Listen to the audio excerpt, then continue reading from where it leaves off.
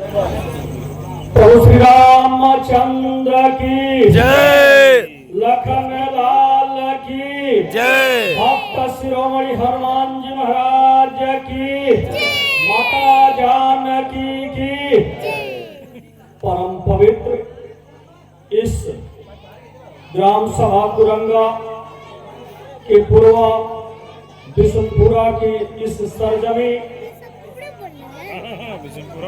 पर आज जो ये प्रभु श्री राम की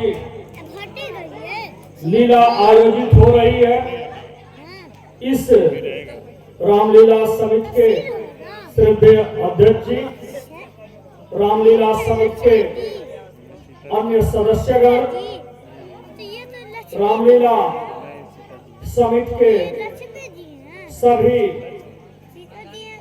पात्रगण एवं उपस्थित यहाँ पर दर्शक बंधु, जैसा कि अभी भैया ने बताया कि जिला पंचायत का प्रत्याशी ऐसा अभी कहीं कुछ नहीं है। ऐसी अपने लोगों में एक बात रखी गई है, अगर वह अनूठा सामान्य होता है तो मैं भारतीय जनता पार्टी का सिपाही हूँ, भारतीय जनता पार्टी के रीत नीति को लेकर के काम करता हूँ। अगर पार्टी मुझे भेजेगी तो मैं चुनाव लड़ूंगा, अन्यथा मेरा व्यक्तिगत कोई चुनाव लड़ने का इरादा नहीं है। अगर पार्टी भेजेगी तो मैं आपके बीच में आऊंगा, नहीं भेजेगी तो ऐसी कोई बात नहीं है। मैं जहां रहता हूं निष्ठा के साथ रहता हूं और आज केवल और केवल यहाँ मैं एक सनातनी हूं। हिंदू परिवार में मेरा जन्म हुआ है, हिंदू परिवार में पला हूं, बढ़ा हूं, हिंदू परिवार मेरे रगों रगों में है। मां भारती को परम वैभव पर पहुंचाने के लिए हम लोग काम करते हैं, भारत को फिर से जगत गुरु बनाने के लिए हम लोग काम करते हैं। पंडित दीनदयाल उपाध्याय और श्यामा प्रसाद मुखर्जी के विचारों को लेकर के हम लोग समाज में काम करते हैं। आज ये मेरे परम सौभाग्य का विषय है कि जो मेरा ये जन्म क्षेत्र कुरंगा है, आज अपनी ही ग्राम सभा में मुझे उपस्थित होकर के प्रभु श्री राम की जीवन लीला को देखने का ये अवसर प्राप्त हुआ है। हम सबको प्रभु श्री राम जो हम सबके आराध्य हैं, उनकी लीला को देखते हुए यह सीखना चाहिए कि भाई के लिए भाई का त्याग क्या होता है, भाई के लिए भाई का स्नेह क्या होता है। पत्नी को घर पर छोड़ करके भाई के साथ वन में निकल जाता है।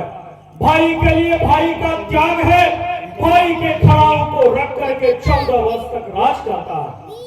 पति के लिए पत्नी का प्रेम है, राज को त्याग करके पति के साथ वनवासी होकर के 14 वर्ष तक भटकती है और आजीवन संघर्षों को झेलते हुए पुनः मां धरती में समाहित हो जाती है।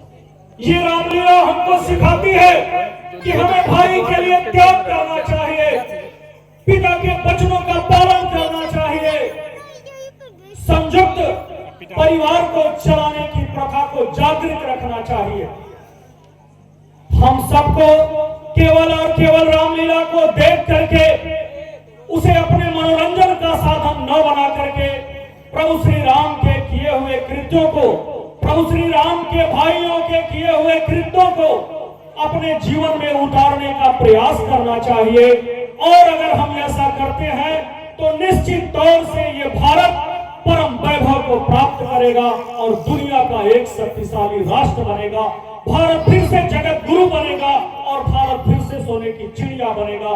लेकिन हम सबको अपने प्रभु श्री राम के बताए हुए मार्गों पर चलना चाहिए, उनके मार्गों पर चले हुए कृत्यों को अपनाना चाहिए। दूसरी बात मैं एक और आग्रह करूंगा, ये जहां तक हमारी आवाज जाती हो, ये रामलीला समिति बहुत त्याग करके, तपस्या करके, संघर्ष करके आपके बीच में प्रभु के चरित्र को रखने का काम करती है और आप अपने घरों में सोए रहते हैं। मैं ऐसे सोने वाले लोगों से भी करवत इस रामलीला समिति के मंच के माध्यम से आग्रह कर रहा हूं, जहां तक मेरी आवाज जाती हो कि आप 6 दिन 7 दिन जय भी रामलीला चलता है, अपने घरों से बाहर निकलिए, प्रभु के लीला को देखिए और उस लीला में जो भी कुछ दिखाया जाता है उसको अपने जीवन में उतारने का प्रयास करिए। कहा जाता है कि गिरना नहीं, गिरकर संभलना है जिंदगी, गिरने का नाम मौत है, चलना है जिंदगी। गिर गए फिसलकर, उठकर संभलना सीखो, अंधेरी रात में चांद बनकर चमकना सीखो। देश जब भी कभी बुलाए सर पर कफन बांध के लड़ना सीखो, सर पे कफन बांध के लड़ना सीखो। और ये अवसर है, वर्तमान समय में हमने अपना विकास किया, जहां सुई नहीं बनती थी हवाई जहाज, हेलीकॉप्टर और मिसाइल बनाया।